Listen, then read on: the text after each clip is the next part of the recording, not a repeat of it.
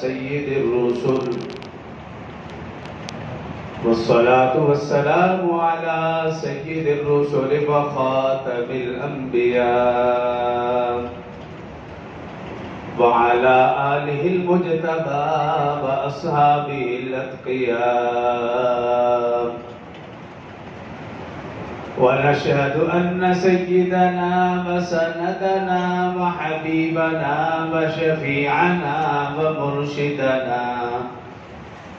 ومرشدنا ومولانا محمدا عبده ورسوله صلى الله تعالى عليه وعلى آله وأصحابه وأحبابه وأزواجه وذرياته وأهل بيته أجمعين وسلم تسليما كثيرا كثيرا. أما بعد فأعوذ بالله من الشيطان الرجيم. بسم الله الرحمن الرحيم.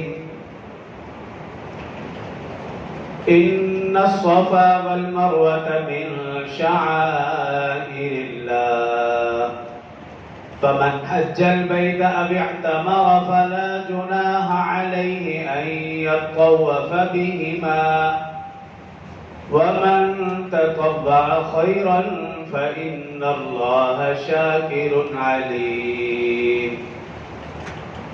قال الله تبارك وتعالى في مقام آخر: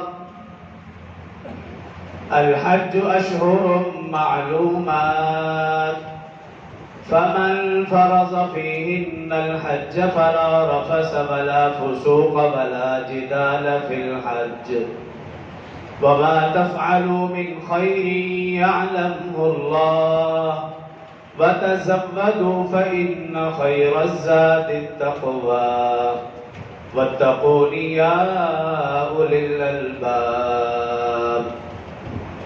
قال الله تبارك وتعالى في مقام آخر: إن أول بيت وضع للناس للذي ببكة مباركا وهدى للعالمين فيه آيات بينات مقام إبراهيم ومن دخله كان آمنا ولله على الناس حج البيت من استطاع إليه سبيلا ومن كفر فإن الله غني عن العالمين.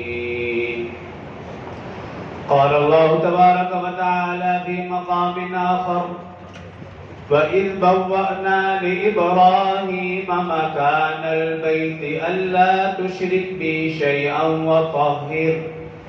وطهر بيتي للطائفين والقائمين والركع السجود وأذن في الناس بالحج يأتوك رجالا وعلى كل ضامر